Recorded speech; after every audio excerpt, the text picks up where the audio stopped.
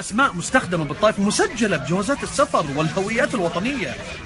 أنا بالنسبة لي وقعها غريب، لكن موجودة. نبدأ بالنساء طبعا، ليديز فيرست. خذوا بردقوشة، اسم مسجل، ده حقيقي. بردقوشة، فضاضة، جرادة، مستورة، عويضة، نيلة.